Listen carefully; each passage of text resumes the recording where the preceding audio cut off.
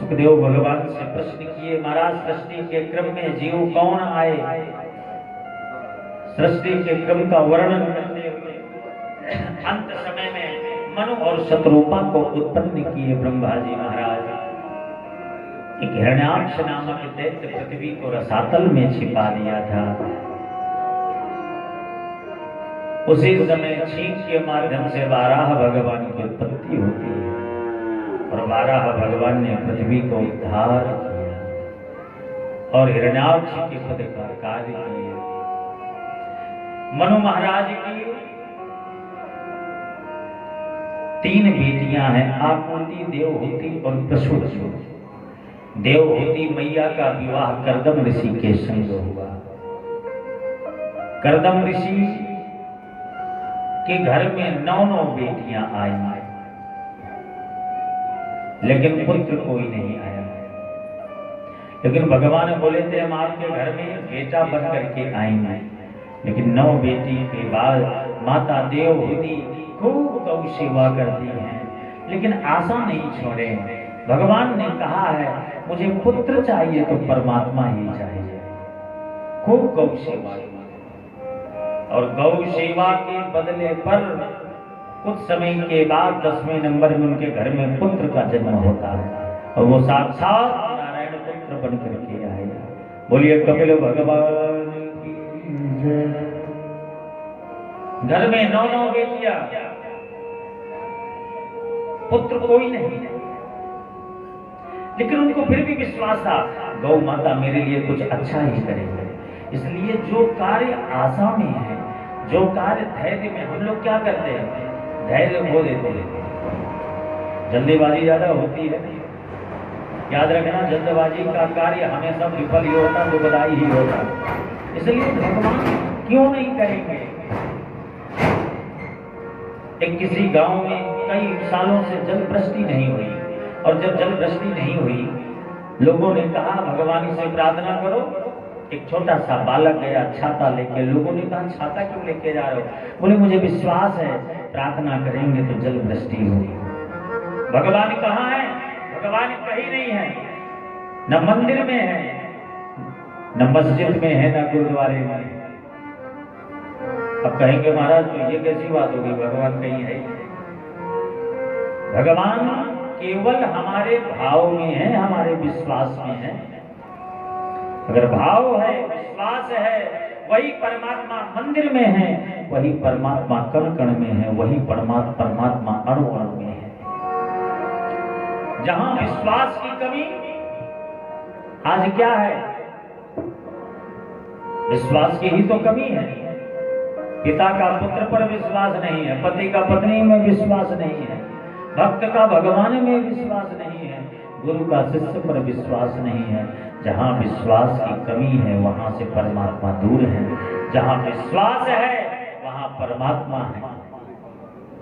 माता देवहूति के घर में 9 कन्याओं का जन्म हुआ, लेकिन गौ सेवा नहीं छोड़ी कि जरूर मेरे घर में प्रभु की कृपा होगी। इसलिए 10वें में उनके घर पर कपिल भगवान पुत्र बन करके आए। 9 बेटियों का विवाह हो गया। बेटियों का विवाह हुआ, सब सुख से रहने लगे। कर्दम महाराज भी चले गए भजन करने के लिए।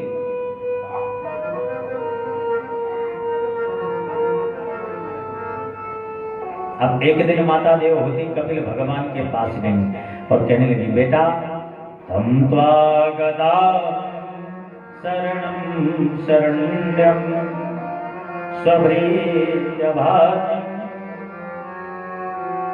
बेटा मैं तेरी शरण में हूं। कपिल भगवान कौन है? साक्षात भगवान नारायण भगवान है। माता देवहूति ने कहा संसार में जितना सुख मैंने भोगा शायद संसार की कोई स्त्री इतना सुख भोगी होगी। कपिल भगवान बोले बिल्कुल ठीक कह रहे हो। माता देवहूति बोले राजघराने में पली बढ़ी मेरा जन्म हुआ, विवाह हुआ कर्दम जैसे महान तपस्वी ऋषि संत के संग में। और एक कन्या के मन में ये भाव होता है कि मेरी जब शादी होगी तो पता नहीं मेरे पति कैसे मिलेंगे। तो माता देवहूति कहने लगी पति भी जो मिले कर्दम त्रिकालज्ञ, और उसके बाद फिर उसी स्त्री के मन में ये भाव होता अगर पति अच्छे मिल गए कि मेरे जो संतान हो ना सब आज्ञाकारी हो, तो संतान का सुख भी बड़ा सुंदर है। घर में साक्षात नारायण आए पुत्र बनकर के, और 9 बेटियां जिनके दामाद जिनके पति एक से बढ़कर के एक भजनानंदी अत्रि जैसे महान तपस्वी, गुरु वशिष्ठ भगवान जैसे महान ओजस्वी, तो किसी बात की कोई कमी थोड़ी थी। तो कहने लगे, कपिल भगवान बोले मैया तो ये सब क्यों सुना रही हो जब आपके जीवन में सुख ही सुख है। बोले सारे सुख हैं पर एक चीज का दुख सता रहा है। क्या दुख सता रहा है? बोला मेरा मन अतृप्त क्यों है, मुझे सब कुछ मिला लेकिन मेरा मन शांत क्यों नहीं है, मेरा मन दुखी क्यों है। मुस्कुरा करके कपिल भगवान कहने लगे मैया जीव को मैं सब कुछ दे सकता हूं, लेकिन ये शांति जो चाहिए ना, शांति सबके ऐसे नहीं मिलती है ये शांति। माता देवहूति कहने लगी निर्भिन्नाम नितराम भौमन असद इंद्रिय दर्शना येन संभाव्यमानेन प्रपन्नाधतम प्रभु प्रपन्नाधतम प्रभु। मेरा मन अशांत क्यों है? मुस्कुरा करके ठाकुर जी बोले मैया ये जो मन अशांत है ना, ये सुख दुख का कारण केवल मन है। मन की अनुकूलता में सुख है, मन की विपरीतता में दुख है। मन ने कहा हमें घूमने यहाँ से कुरुक्षेत्र चलना चाहिए, मन ने कहा हमने किसी से कहा तुरंत चल दिए तो सुख है, और अगर किसी ने रोक दिया नहीं जाना तो मन की विपरीतता में ही दुख है। तो ये सुख दुख का कारण कोई और नहीं है, सुख दुख का कारण केवल मन है। और झगड़े भी इसीलिए होते हैं, जिस घर में कलह का कारण बनता है, एक ने कुछ कहा दूसरे ने कटाक्ष किया, वही झगड़ा प्रारंभ हुआ। क्योंकि मन ने कहा जाना चाहिए तो दूसरे ने समझाया अभी नहीं, अब वही झगड़ा चालू हो गया। लेकिन अगर अपनी ही बात मनवानी हो ना तो थोड़ा तरीके से मनवाना चाहिए। अगर हमें कोई कार्य करना है, अब पति देव अगर मना करें नहीं ऐसा नहीं होना चाहिए, एक क्षण के लिए बिल्कुल मान जाओ हाँ बिल्कुल नहीं होना चाहिए। लेकिन हम लोग क्या करते हैं, किसी ने अगर मना किया नहीं ऐसा नहीं करना तो तुरंत झगड़े करने के लिए खड़े हो जाते हैं। क्यों नहीं करना, ऐसे ही करना है, और इसीलिए झगड़ा प्रारंभ होता है। इसलिए अगर पत्नी बोले पति से किसी कार्य के लिए, पति देव अगर मना कर देना तो तुरंत हाँ में हाँ मिला दो। यदि तुरंत हाँ में हाँ मिला दिया गया ना, फिर 1 घंटे के बाद फिर आपकी ही जीत होगी, जैसा चाहेंगे वही होगा। इसलिए सुख दुख का कारण कोई और नहीं है, केवल मन है। लेकिन झगड़े क्यों होते हैं? क्योंकि हम उल्टा चलने लगते हैं। एक दृष्टांत याद आ गया, एक पंडित जी थे, उनके पत्नी हमेशा उल्टा ही चलती थी। तो पंडित जी जो कुछ भी कहें उसका उल्टा ही होता था। एक दिन पंडित जी के मित्र आए, मिलने के लिए आ रहे थे, फोन किए कि हम कल आ रहे हैं, आपके घर में रहेंगे, भोजन प्रसादी पाएंगे। पंडित जी समझ गए मेरा मित्र आ रहा है लेकिन मेरी पंडितानी रहने नहीं देगी, 2 दिन में ही भगा देगी। तो बड़ी जोर जोर से कहने लगे बताओ हमारा घर कोई धर्मशाला है क्या? जिसके मन में इच्छा होती वही कहता हम आपके घर में रहेंगे। पंडितानी बोली क्या हुआ, क्यों ज्यादा गुस्सा कर रहे हो? अरे मेरा एक मित्र 12 साल के बाद फोन किया, कह रहा मैं आपके घर आऊंगा। तो कोई घर धर्मशाला थोड़ी है। पंडितानी बोली अच्छा 12 साल बाद फोन आया और आप कह रहे हो कि अपने घर में नहीं रुकेंगे? क्यों, यहीं रुकेंगे तुम्हारे मित्र। अब पंडित जी यही चाहते थे कि यहीं रुक जाएंगे।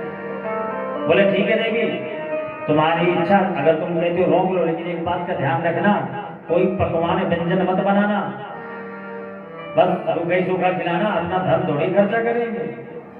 पंडितानी जी बोले अच्छा 12 साल के बाद आ रहे हैं, उनको रुखा सूखा खिलाएंगे।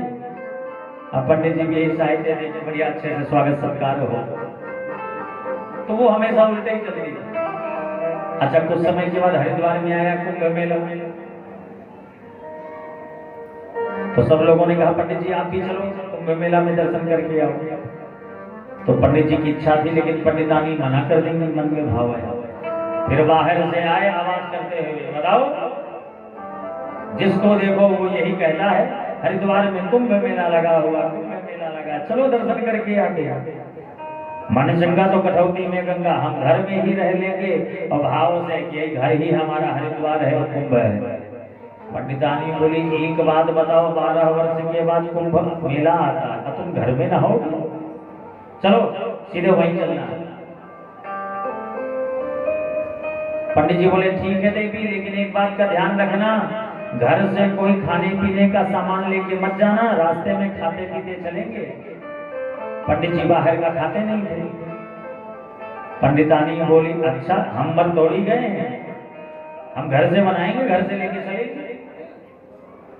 आप गए, अच्छा हरिद्वार में आप लोग देखे होंगे गंगा जी का थोड़ी धारा तेज है ना, तो पंडित जी भूल गए कि ये उल्टे ही चलती है पंडितानी का।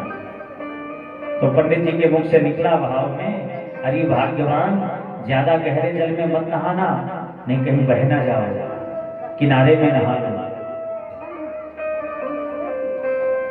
पंडितानी बोली अच्छा उतना दूर से आए हैं क्या, किनारे में नहाने के लिए आए हैं? गहरे जल में चली गई, बहाव तेज था, बह गए। अच्छा गोताखोर लोग भी लगे हुए थे, गोताखोर लगे थे, जहां डूबी थी वहीं खोज रहे थे। अब पंडित जी बार बार कह रहे हैं कि देखो यहाँ मत खोजो, यहाँ।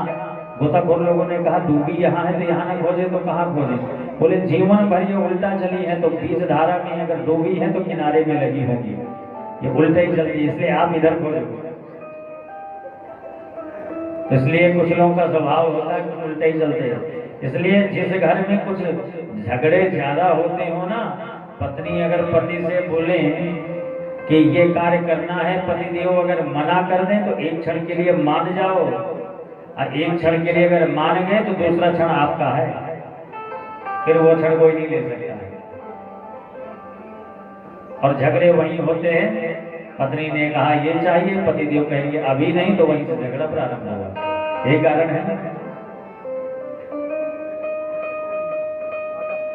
इसलिए दुख और सुख का कारण क्या है? मन है। इसलिए मन को समझा लो, अब मन समझ जाए सब कुछ मिल जाएगा। मन को संसार की तरफ लगाएंगे तो ये संसार बाधक बन जाएगा, मन दुखी हो जाएगा। और ये मन अगर परमात्मा की तरफ लगाएंगे, गौ सेवा की तरफ लगाएंगे, तो ये मन हमारा साधक बन जाएगा, मन कभी दुखी नहीं होगा। इसलिए जब भी मन दुखी हो कहीं मत जाओ, गौ माता की शरण में आ जाओ। एक बार घास का टोकरा, गोबर का टोकरा उठा करके देखो, सारे मानसिक तनाव दूर ना हो जाए तो कहना। और ये चस्का किसी किसी को मिलता है, और जिसको धोखे से भी एक बार चस्का लग गया ना गौ सेवा का, फिर वो चाह करके छोड़ भी नहीं सकते। सारा कार्य एक तरफ और गौ सेवा भी एक तरफ हो जाते हैं।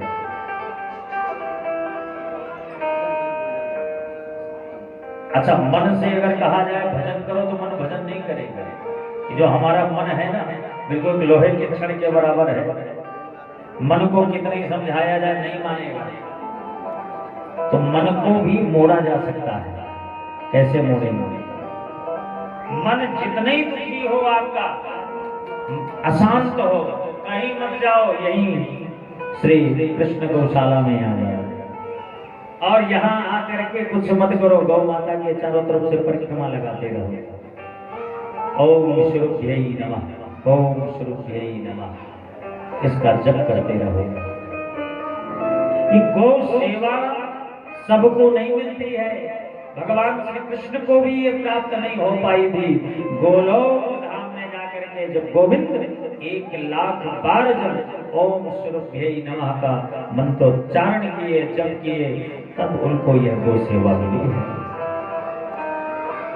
समझ ली, गो सेवा जिनको मिली वो पुण्यात्मा व्यक्ति है। वो चाहे तन की सेवा हो, चाहे मन की सेवा हो, चाहे धन की सेवा हो, परमात्मा ने दिया है तो खूब दान करो, खूब गौ माता की सेवा में लगाओ। सेवा तीनों प्रकार से होती है, तन, मन और धन। तन की सेवा नहीं कर सकते हो तो मन की सेवा करो, मन की सेवा नहीं कर सकते हो तो धन की सेवा।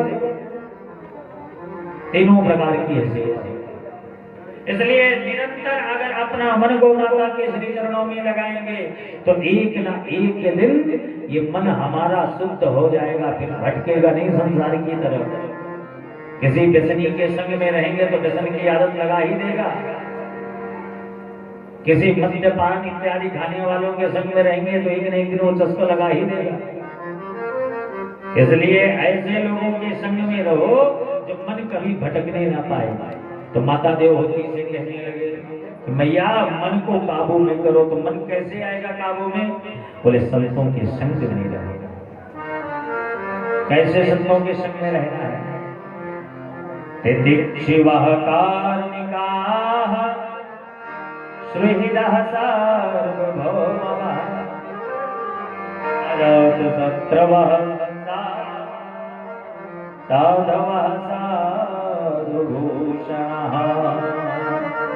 इसलिए एक काम करना है,